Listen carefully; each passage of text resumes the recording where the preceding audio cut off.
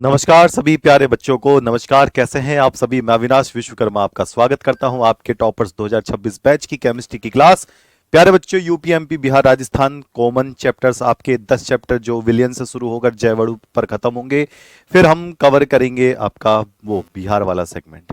ठीक है, बिहार वाले बच्चों को यूपीएमपी जो राजस्थान वाले बच्चे हैं सभी को अभी कॉमन सब्जेक्ट चलेंगे जब तक उनके चैप्टर खत्म होंगे। फिर अब बिहार बोर्ड वाले बच्चे अलग से पढ़ेंगे। ठीक है, और आइए नॉर्मलता है, फिर नॉर्मलता के तुरंत बाद में किस पर आ जाऊंगा, किस पर आ जाऊंगा। नॉर्मलता वैसे पूछता नहीं है, कभी कभी आउट ऑफ इनकी मर्जी होती है तो दे देते हैं ये बेचारे। चलिए, तो सरकार जल्दी से बता दो। सरकार बताओ, सांद्रता में मैंने कहां तक कवर कर दिया था। मैंने भार प्रतिशत कवर कर दिया था, आयतन प्रतिशत कवर कर दिया था, पीपीएम कवर कर दिया था, मोल प्रभाज खत्म कर दिया था, मोललता खत्म कर दिया था, मोलरता बता दिया था, मोलरता का एक पॉइंट रह गया था वो मैं कवर करूंगा, और नॉर्मलता। और जी बाबूजी, नॉर्मलता। ठीक है, अच्छा, चलो जी। अब बात करते हैं मोलरता के कौन से पॉइंट हमारे से रह गए। तो सबसे पहले मैं आपसे पूछूंगा, सबसे पहले मैं आपसे पूछूंगा कि भैया मोलरता के कौन से पॉइंट आपको याद हैं। चलो जी, कौन बच्चा मुझे बताएगा मोलरता का सूत्र। ये बता दो बस, याद है जी, इतना बता दो, मेरे लिए तो वही है। मोलरता का सूत्र पहले मुझे बता दो, फिर मैं यहां पर पॉइंट लिखने वाला हूं। ठीक है, हाँ, प्रतिशत और घनत्व वाला टॉपिक वो अभी रह जाएगा। तो 10-15 मिनट तक हम इसको खत्म करेंगे, बीच क्लास में हम राउल्ट नियम को शुरुआत करेंगे। ठीक है, तो राउल्ट नियम मैंने इसलिए लिखवाया है। चलो, केमिस्ट्री की दुनिया में बिल्कुल ठीक बेटा कपिल। बिल्कुल सरकार, काहे टेंशन ले रहे हो। जब जैसे ही चैप्टर पूरा खत्म होगा तो जितने भी बोर्ड के आए हुए क्वेश्चंस हैं मैं वो सारे के सारे लेकर करवाऊंगा। उसलिए टेंशन नहीं मत लो, ऐसा पक्का कर दूंगा बेहतरीन तरीके से। और आज तो बिहार बोर्ड का वैसे भी रिजल्ट आया 12th वालों का। 474, 500 में से नंबर 452, 442, 48, ऐसे ऐसे नंबर है बच्चों के। 90 90 नंबर, 92 नंबर केमिस्ट्री में, 88 लड़ियां हैं झड़ियां हैं। चलो जी, सूत्र में लिख रहा हूं। WA गुणा 1000 बटे MA और गुणा आयतन किसमें, ML में। आयतन किसमें, ML में, यानी कि VML में। अच्छा, ये मैंने करवा दिया था। इसका मात्रक बच्चों ने बताया मोल प्रति लीटर होता है। यहां तक मैंने करवाया था। बच्चों को मोल प्रति लीटर अच्छा नहीं लगता तो बच्चे इसको कैपिटल M यानी कि मोलर लिख कर आते हैं। अब इसका मैंने क्वेश्चन भी करवाया था। ठीक है, एक क्वेश्चन मैं और देता हूं, देखते हैं कौन बच्चा कवर कर देगा। लो जी, एक क्वेश्चन मैं इसी के नीचे ही लिख कर देता हूं। फॉर्मूला भी आपके सामने है यहां पर। 1/10M, 1/10M, या थोड़ा सा बदल दूं, 1/40 कर दे रहा हूं। 1/40M KMnO4, KMnO4 विलियन के 250 ml बनाने में, विलियन के 250 ml बनाने के लिए, बनाने के लिए KMnO4 के ग्राम में, ग्राम में आवश्यक मात्रा क्या होगी, आवश्यक मात्रा क्या होगी, क्या होगी यदि KMnO4 का अणु भार, यदि KMnO4 का अणु भार, अणु भार 158 ग्राम प्रति मोल है। ओके, ये क्वेश्चन आपके सामने है। अब आप मुझे इसका आंसर सोच के बताइए बड़े आराम से, कोई जल्दबाजी नहीं है। हाँ जी, मैं सबको सुन पा रहा हूं। ये टॉपिक इंग्लिश में भी लिखा करो बेटा, वैसे हिंदी माध्यम है बट कोई बात नहीं। आप कह रहे हो तो मैंने लिख दिया इसको, लो जी, मोलैरिटी। ओके, अब यहां पर देखना क्या चीज पूछी गई है, सबसे पहले यहां पर ध्यान रखना है क्या चीज पूछी गई है। ओके, देखना, मोलरता का मान दे रखा है 1/40, यानी कि ये जो मोलरता का मान है ये इतना दे रखा है। 250 ml, यानी कि ये आपको साफ साफ दे रखा है, आयतन दे रखा है। KMnO4 के ग्राम में आवश्यक मात्रा, ग्राम में आवश्यक मात्रा क्या पूछी गई है, WA पूछा गया है, मात्रा। और KMnO4 का अणु भार MA दे रखा है 158। फॉर्मूला आपको साफ साफ पता है, मोलरता ये दे रखा है, देख लो ये रहा, कैपिटल M दे रखा है ना, मोलरता। तो सूत्र तो सभी को ही पता है, तो मैं रख दूंगा। मोलरता कितना दे रखा है भैया जी, 1/40 बराबर, WA कितना है बाबूजी, नहीं पता, ये तो पूछ रहा है KMnO4 वाला, KMnO4 वाला। ठीक है, मैं चेक कर लूंगा बेटा, PDF का टेंशन ले रहे हो। ठीक, तो क्या हो जाएगा 1/40, और ये क्या हो जाएगा बाबूजी, WA नहीं पता तो ये निकालना है, गुणा 1000। ओके, बटे MA कहां है भैया, MA ये रहा, अणु भार 158, फिर गुणा कर देंगे, कितना हो जाएगा 250 हो जाएगा, ये रहा। अब इसको हम काटेंगे, काट लें बाबूजी। 250 से कितनी बार कट गया, 4 बार कट गया। क्या ये 4 से कट जाएगा, 4 चौक 16 दिन, 4 तियां 12, 4 तियां 12, 3 और 9 चौक 36, नहीं ये नहीं कट रहा, पॉइंट में कट रहा है, कैसे भी कट रहा है। 4 को इधर से ले जा दो, तो भैया WA बराबर क्या हो जाएगा, WA बराबर हो जाएगा 158 ऊपर, 4 चौक 16, 160 नीचे, बराबर बता दो, 0 पॉइंट कितना आएगा, 9। 0 पॉइंट कितना आ जाएगा, 98। बच्चों ने आंसर भेजा है जी, 0.98 ग्राम कर दोगे, मैंने कहा ठीक है कर देंगे, 0.98 ग्राम, ये इसका क्या हो जाएगा, आंसर निकल कर आ जाएगा। ठीक है, ओके, ठीक है सरकार। चलिए, अब मैं मोलरता का डाउट लिखूंगा। कभी कभी क्वेश्चन में प्रतिशत और घनत्व दोनों दिया जाता है, तो क्या करना है, तो क्या करना है, तो यहां पर एक बात आएगी, यहां पर एक बात आएगी, नोट करके। यदि विलयन का घनत्व प्रतिशत, यदि विलयन का प्रतिशत, मात्रा, प्रतिशत व घनत्व दोनों दिया जाए, घनत्व दिया जाए जाए तो मोलरता के लिए आपको एक छोटा सा फॉर्मूला याद कर लेना है। कौन सा फॉर्मूला भैया, अगर प्रतिशत और घनत्व दिया जाए तो मोलरता के लिए आप ये वाला फॉर्मूला याद रखेंगे, जिससे कि आप आसानी से क्वेश्चन कर पाए।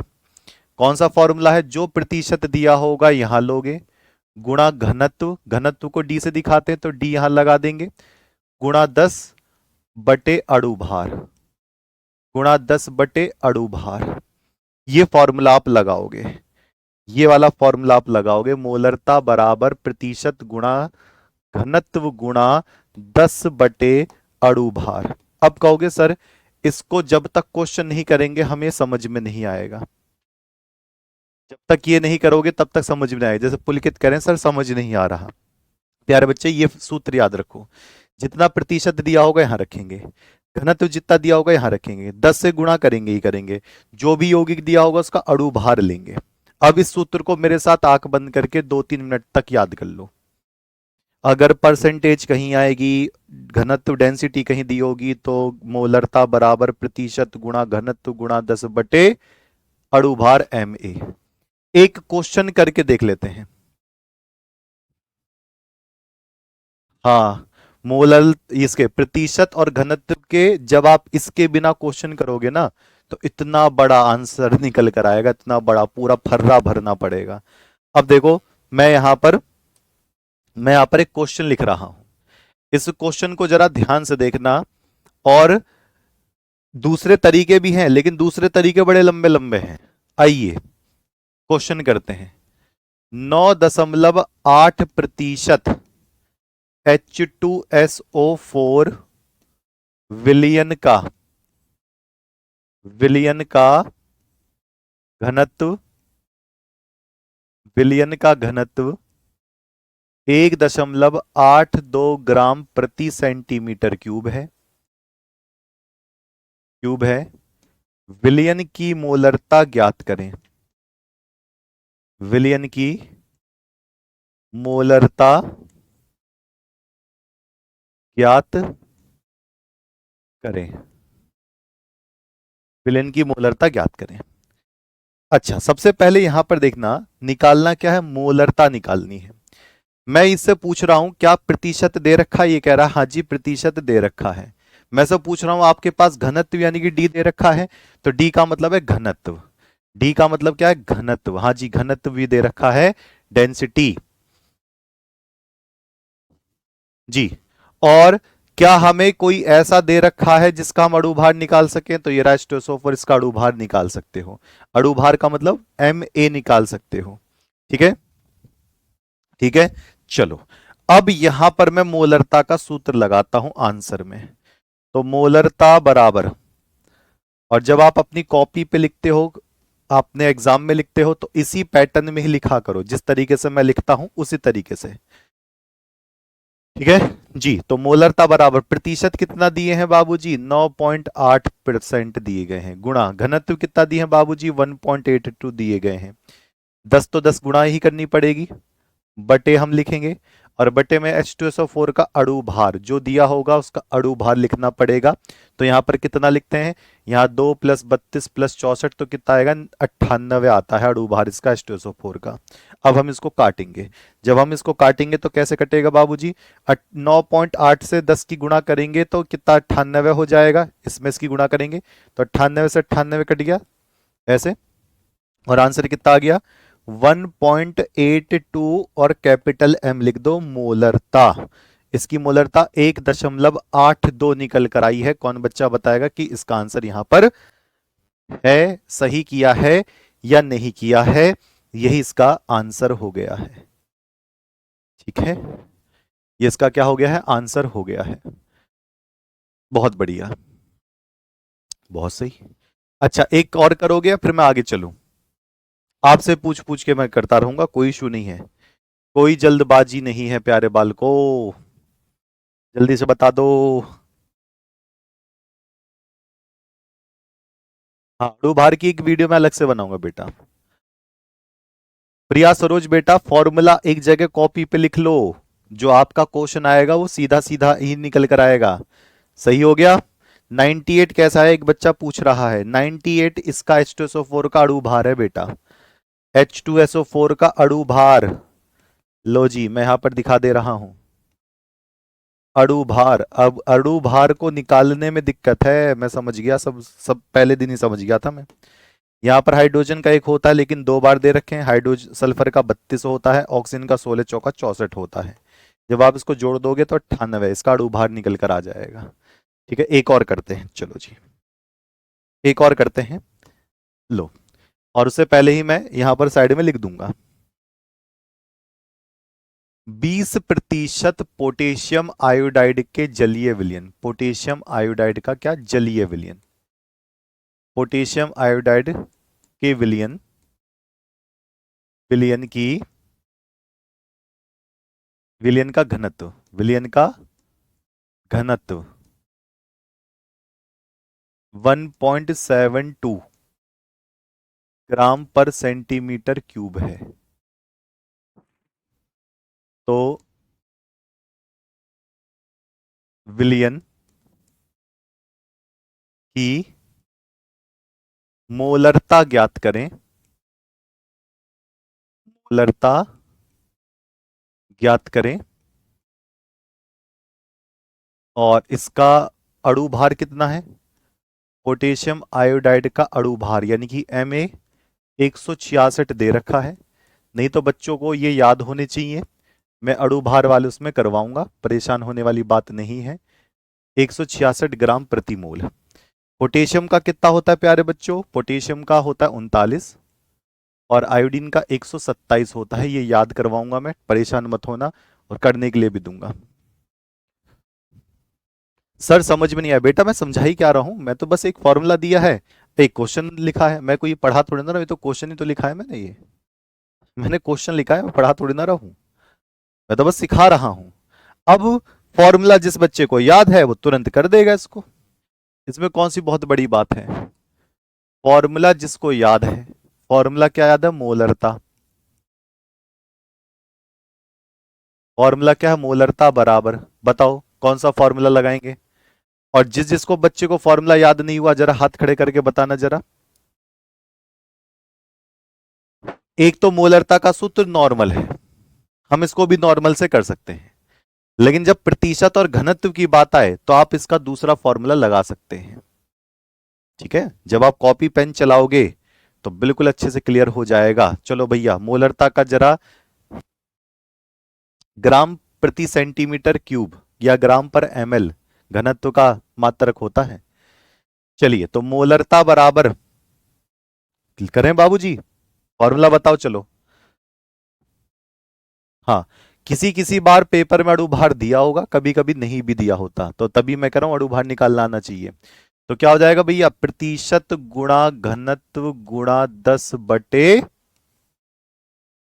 अणु भार। ये जिनको पता चल गया उनके लिए कुछ भी नहीं है, ये चुटकी बजाते हुए निपटा देंगे। तो यहां पर प्रतिशत कितना हो गया, 20 हो गया। घनत्व डी कितना हो गया, 1.72 हो गया, गुणा 10 हो गया। और यहां पर अगर आप एमए की बात करोगे तो कितना हो गया, 166 हो गया। अब इसको मैं कट करूंगा, देखते हैं कितना लगभग लगभग ये जाएगा। बच्चों का आंसर आ रहा है 2.07, किसी का आंसर आ रहा है 2.7, किसी का आंसर आ रहा है 2.1 आ रहा है। चलो जी, काट लेते हैं। तो 2 जीरो हटाकर बाबूजी इसके पॉइंट मैंने हटा दिए, तो ये कितना हो जाएगा, 2 गुणा 172 बटे 166। ठीक है, अब इसको हम सॉल्व कर लेंगे, तो ये 1 पॉइंट कुछ के आसपास जाएगा, यानी कि 2 पॉइंट कितना आएगा, जल्दी से मुझे आंसर बता दो। बच्चे बोल रहे हैं 2.07 आ रहा है, देख लो, 2 गुणा 172, साफ साफ लिख दूं थोड़ा सा और, 2 गुणा 172 बटे 166। जब मैं इसको काटूंगा तो 1.0 के आसपास आएगा, तो 2.0 के आसपास आएगा। एक और डिजिट बता दो, 2.07। बच्चे 2.07 बोल रहे हैं और मात्रक कैपिटल एम हो जाएगा, यानी कि मोल प्रति लीटर। ये आ गई कहानी आपके सामने। चलो, अब मैं किस पर आता हूं, अब मैं आता हूं नॉर्मलता पर। देखो, नॉर्मलता का सिर्फ और सिर्फ आपको फॉर्मूला पढ़ना है। क्यों, क्योंकि ये सिलेबस में लिख कर नहीं दिया है कि आपके सिलेबस में है, बट सिर्फ और सिर्फ आपको क्या करना है, फॉर्मूला इसको देखना है दिमाग में। ठीक है जी, नॉर्मलता बराबर क्या होता है, मोलरता का छोटा भाई है ये। नॉर्मलता का छोटा या बड़ा भाई जो मानना है वो मान लो। तो देखना, बस इतना सा अंतर है, सब कुछ एक जैसा है। बस यहां पर अणु भार की जगह पर, यहां पर अणु भार की जगह पर एम ए की जगह पर तुल्यांकी भार आता है। अब बच्चे कहते हैं सर ये जो अंतर है ये हम निकालेंगे कैसे। सर फॉर्मूला है, किसमें, हिंदी में लिखें, कौन सा फॉर्मूला हिंदी में लिखें, अच्छा वो इसमें फॉर्मूला हिंदी में लिखना ही क्या है, डी को बस घनत्व कर दो, इसको अणु भार कर दो, हो गया। इसमें और कौन सा फॉर्मूला हिंदी में लिखवाओगे, संकेत है ये, इंग्लिश में थोड़ी ना लिखा है, ऐसी ऐसी बातें करोगे अब।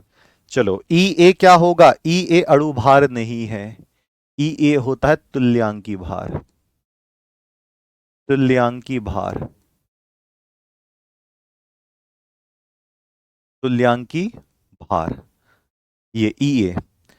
और या तो ये पेपर में वैसे बहुत ना के बराबर है चांस कि ये वाला नॉर्मलता आ जाए, लेकिन आ जाए तो ई एक तुल्यांकी भार है। तुल्यांकी भार कैसे निकालते हैं, तुल्यांकी भार बराबर होता है अणु भार बटे कितने प्लस की संख्या है, यौगिक का अणु भार बटे प्लस की संख्या, यानी कि प्लस कितने बार आपको दिखाई दिया।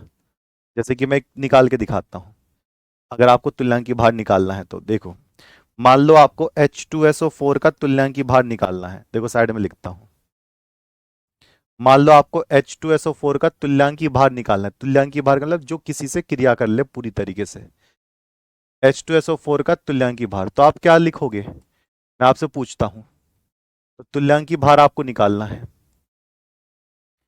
तुल्यांकी भार आपको निकालना है, यानी कि ई ए आपको निकालना है। इसको निकालने के लिए बड़ा आसान सा काम है। इससे पूछेंगे अपना अणु भार लिखो, बताओ कितना अणु भार है इसका। 166 कहां से आया बेटा, दिया गया है ये तो। अणु भार, यस शर्मा, 166 दिया गया है। ठीक है, और एक दिन दो दिन में केमिस्ट्री अंदर नहीं एंटर करेगी, हमें प्रैक्टिस करनी पड़ेगी लगातार लगातार। मेरे साथ रोज क्लास लो, रोज क्लास लो, ये ऑटोमेटिक फील होने लग जाएगा। नॉर्मलता बराबर WA × 1000/E है। देखो मोलरता के फॉर्मूले में, अगर कल की क्लास जिन बच्चों ने नहीं देखी है उनको आज समझ में नहीं आएगा बेटा, ध्यान से सुनना। जिन बच्चों ने कल की क्लास नहीं देखी है उनको समझ में नहीं आएगा आज, तो कल की क्लास जरूर देख लेना, उसमें मोलरता साफ साफ बता रखा है। तो अगर आपको तुल्यांकी भार निकालना है तो अणु भार ऊपर लगाएंगे, ऊपर अणु भार कितना होता है इसका 98 निकाल लिया आपने। अब बताओ ये कितने प्लस बनाएगा, प्लस की संख्या, ये कितने प्लस बनाएगा, प्लस बनाएगा मतलब कितने प्लस निकालेगा, तो कितने हाइड्रोजन निकालेगा,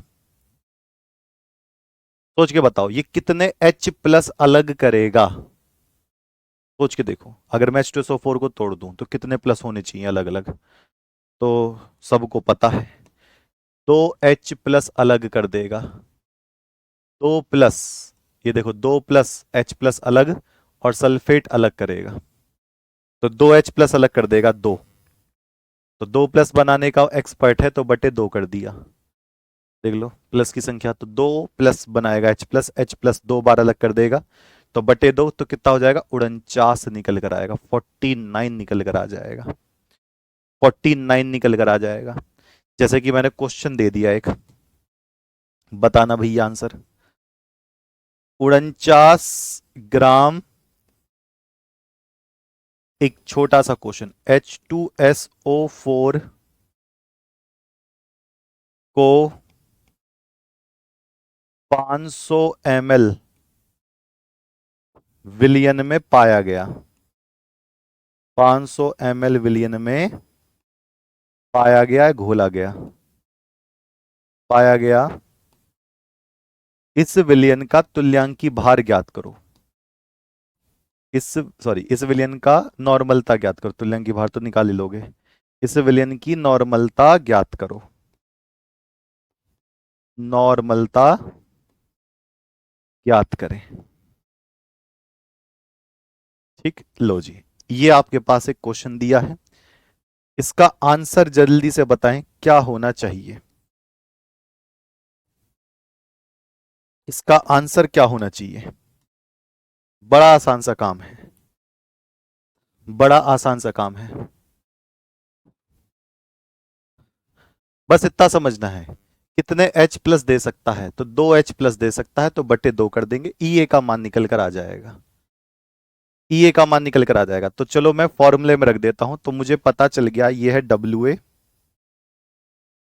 ठीक है, तुल्यांकी भार अभी हम निकाल लेंगे, ये है आयतन V। अब रख देते हैं फॉर्मूले में, तो मोलरता बराबर, सॉरी, नॉर्मलता बराबर, नॉर्मलता बराबर, बताओ जी सरकार, WA कितना रखेंगे, 49 रख दिए हैं, ये 1000 हो गया है। नीचे आयतन, वॉल्यूम 500 ml, तो यहां 500 ml रख दिए हैं। अब यहां पर अणु भार नहीं लगाना, कहीं H2SO4 का 98 लगा दो, इसका तुल्यांकी भार लगाना है।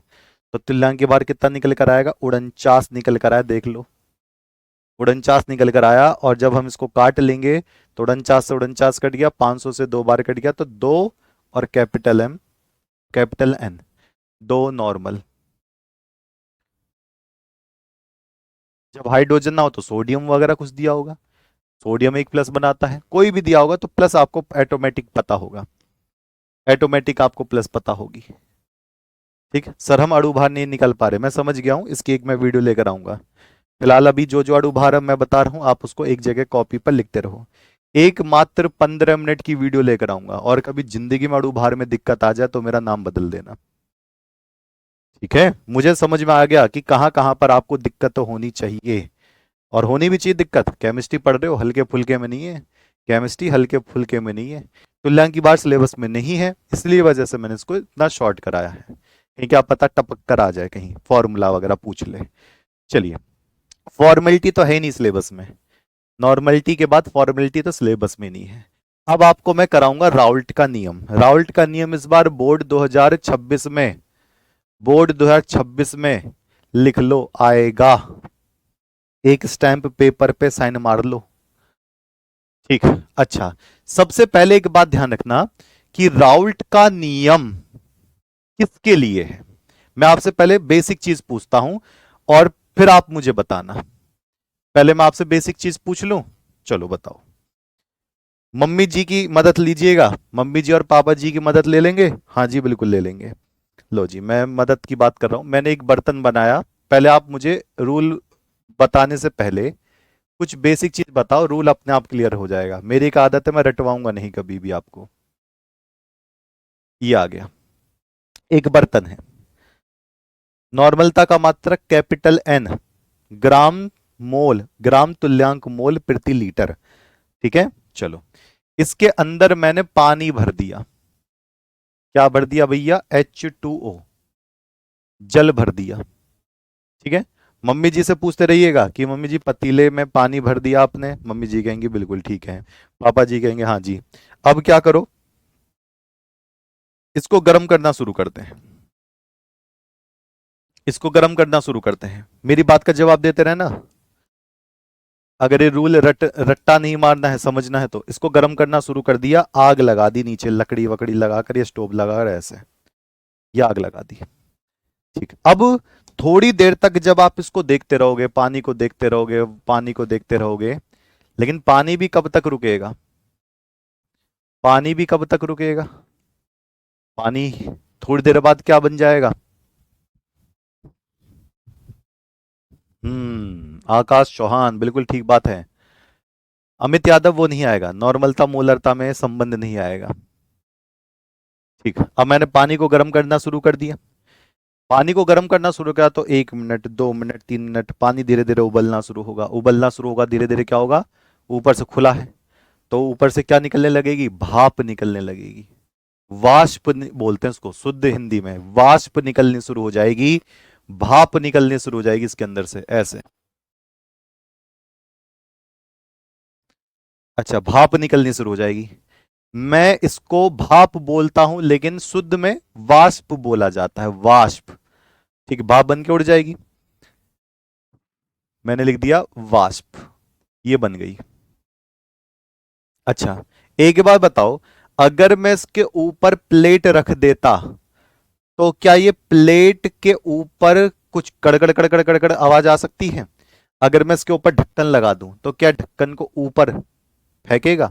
सोच के बताओ। साइंस के स्टूडेंट हो तो तुरंत चैलेंज लो, एक्सेप्ट करो और बताओ।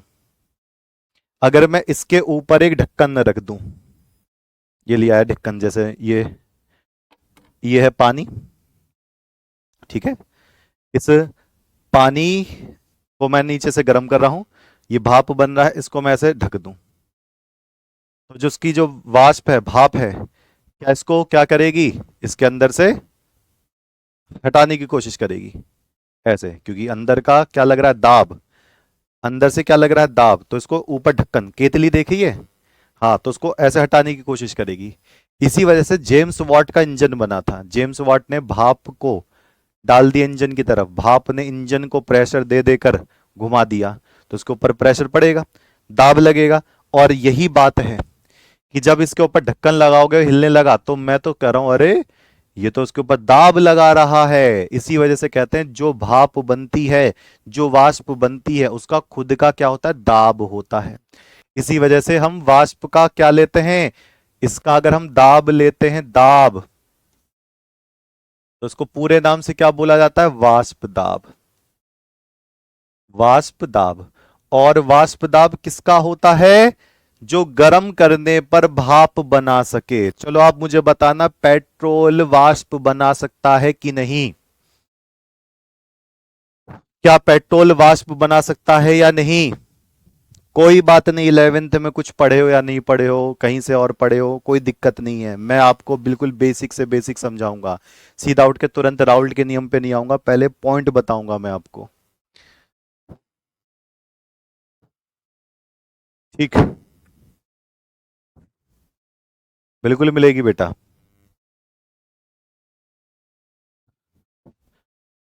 क्या पेट्रोल भाप बनाएगा? अब जो बाइक चलाता है वो ही बता पाएगा।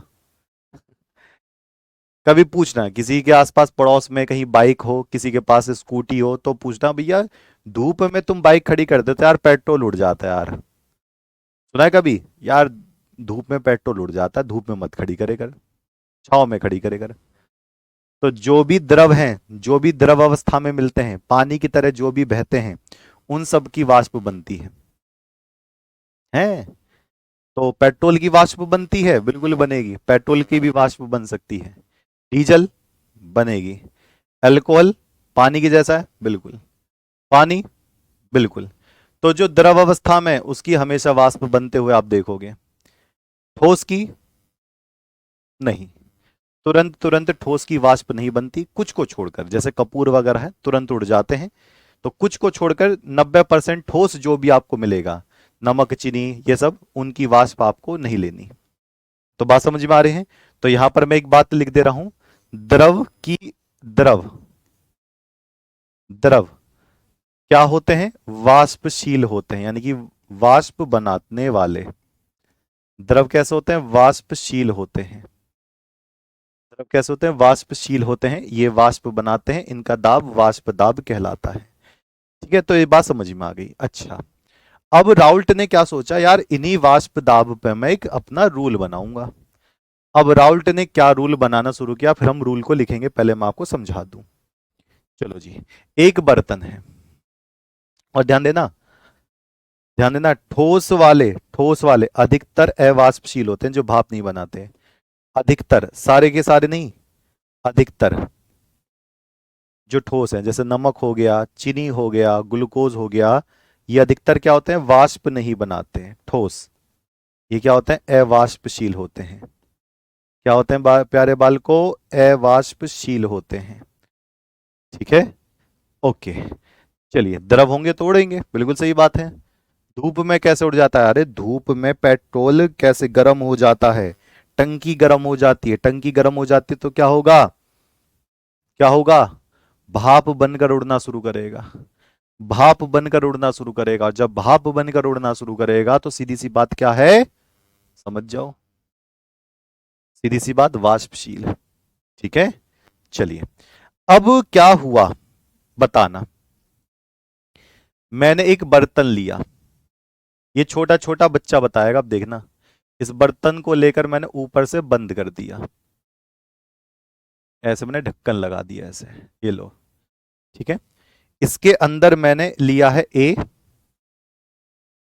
और बी, दो लिक्विड लिए हैं, दो द्रव लिए हैं। ये भी अपना वाष्प बना रहा है, ये भी अपना वाष्पशील, ये वाष्पशील है, यानी कि भाप बना सकता है। इन दोनों को मैंने मिला दिया, और ये भी वाष्पशील है, यानी कि ये भी अपनी वाष्प बनाएगा, दोनों की दोनों वाष्प बनाएंगे। ठीक है, दोनों को मिला दिया, मिक्स कर दिया। ओके, मिक्स करने के बाद इसका जो प्रेशर है, इसका जो दाब है, वाष्प दाब, इसका दाब ले लिया मैंने पी ए, मिलाने के बाद मिश्रण में, और इसका दाब मैंने ले लिया पी बी। ठीक है, जब ये वाष्पशील होंगे, भाप बनाएंगे, वाष्प बनाएंगे, तो ये भी अपना प्रेशर लगाएगा, प्रेशर का मतलब दाब, ये भी अपना दाब लगाएगा और ये भी अपना दाब लगाएगा, तो इसके अंदर दो दाब आ गए, एक तो पी ए और एक पी बी। फिर बच्चे कहेंगे सर अगर सी हम ले लेते हैं तो पी सी ले लो। तो इनका दोनों का प्रेशर बन रहा है, इसका पी ए प्रेशर बन रहा है, इसका पी बी प्रेशर बन रहा है। तो आप मुझे एक बात बता दो, इस पूरे बर्तन का, इस पूरे बर्तन के अंदर कुल कितना वाष्प दाब लगा?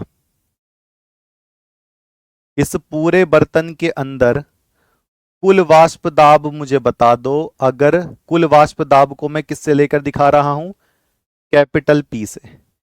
कुल वाष्प दाब बता दो, इतना छोटा छोटा बच्चा बता देगा। अगर इस बर्तन के अंदर दो हैं और दोनों ही अपनी भाप बना सकते हैं, दोनों को मिला दिया, इसका दाब पी ए आ रहा है, इसका दाब पी बी आ रहा है, तो बर्तन के अंदर का कुल वाष्प दाब कितना होगा? इन दोनों को जोड़कर बताऊं या इन दोनों को घटाकर बताऊं?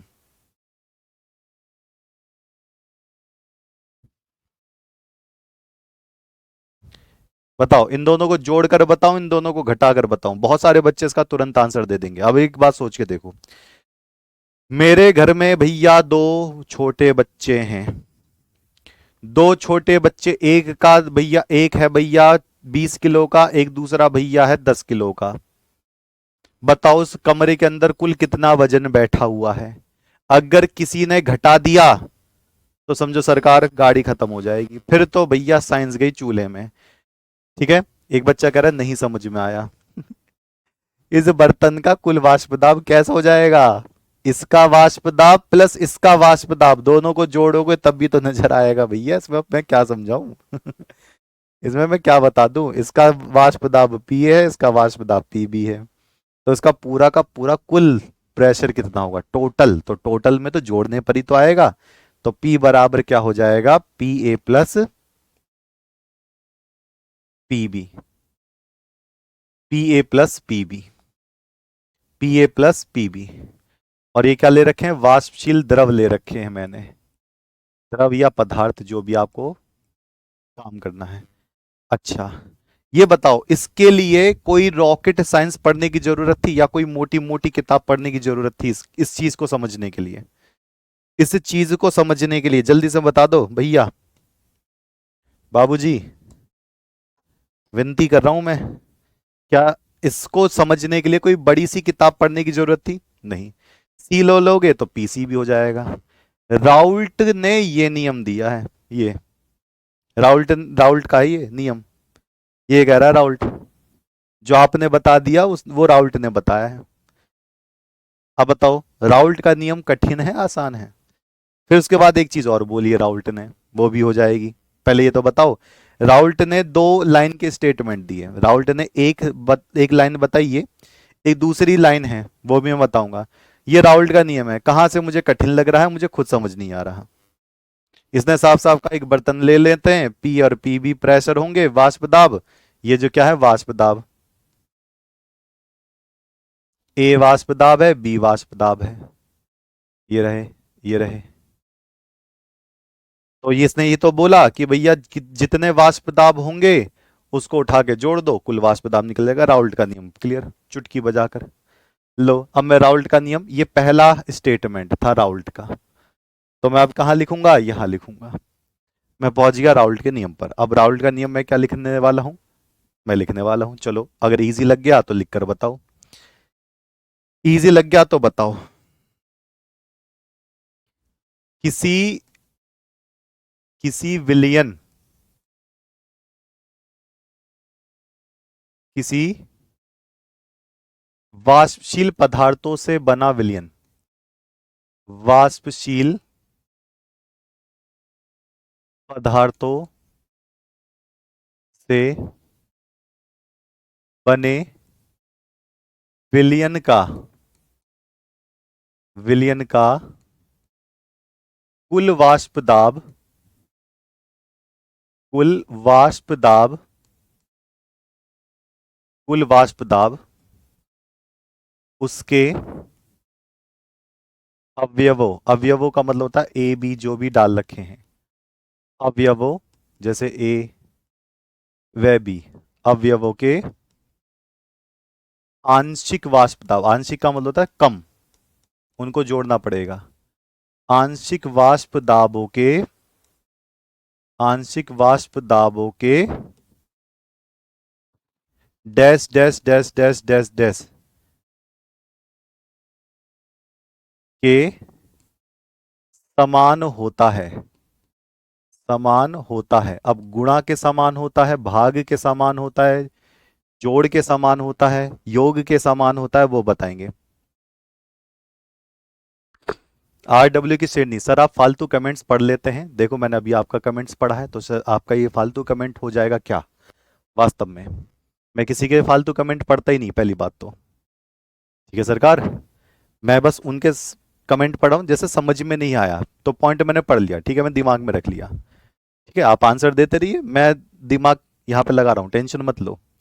ठीक है, किसी वाष्पशील पदार्थों से बने विलयन का कुल वाष्प दाब उसके अवयव, अवयव का मतलब जो उसके अंदर मिला रखा है, कि आंशिक वाष्प दाब, आंशिक का मतलब तो छोटा, वाष्प दाबों के योग के बराबर होता है या योग के समान होता है, योग के समान होता है। ठीक है, ओके सरकार। चलिए, जोड़ के समान होता है, योग के समान होता है, तो इसका मैं फॉर्मूला क्या लिख दूंगा? इसका मैं फॉर्मूला लिखूंगा P बराबर P A plus P B, यहां साइड में यहां नीचे लिख दे रहे हैं, P बराबर P A plus P B. लो जी, एक हमारा रूल यहां पर क्लियर हो गया है, एक हम आप यहां पर रूल क्लियर हो गया है। ठीक है, चलो एक छोटी सी बात बताओ, देखो मैं आपसे एक छोटी सी बात पूछना चाहता हूं, सभी बच्चे तैयार हैं? एक थोड़ा सा मैं अपने बारे में आपके लिए बता दूं। ठीक है, देखो इस बात के लिए कभी भी टेंशन मत लो कि मैं आप पर नजर नहीं रख रहा, मेरी नजर आप पे हर बार है। अभी कितने बच्चे चल रहे हैं? 2250 बालक चल रहे हैं, देखना जरा ध्यान से, 2250 बच्चे पढ़ रहे हैं एक साथ लाइव। ठीक है, इतने बच्चे लाइव पढ़ रहे हैं। आप खुद बताओ, मेरे पास 50 मिनट है, कोशिश करिएगा, और देखिए आपको बड़े आराम से समझ में आ जाएगा, फिर मेरे से गिला शिकवा नहीं रहेगी, मेरे से कोई शिकायत नहीं रहेगी। 50 मिनट हैं आपके पास, 2250 बच्चे पढ़ रहे हैं, 2250 में से 2250 में से कम 1100 बच्चे कमेंट कर रहे हैं, जिनकी कमेंट मुझे मिल रही है लगातार, और स्टीमर सर भी उनको देख पा रहे हैं। अब आप खुद सोच के देखो, इन 1100 कमेंट में अगर मैं आपकी कमेंट, हर एक बच्चे की कमेंट पढ़ने लग जाऊं, देख तो मैं लूंगा, लेकिन हर बच्चे का नाम, हर एक बच्चे की कमेंट पढ़ने लग जाऊं, तो बताओ क्या ये 50 मिनट की क्लास हो पाएगी? बिल्कुल आराम से बताओ, शांति से। हाँ सही बात है, राउल्ट ने कोई सा तीर नहीं मारा है, वो था ही ऐसे ही, बाद में एक चीज चुरा के बता दी।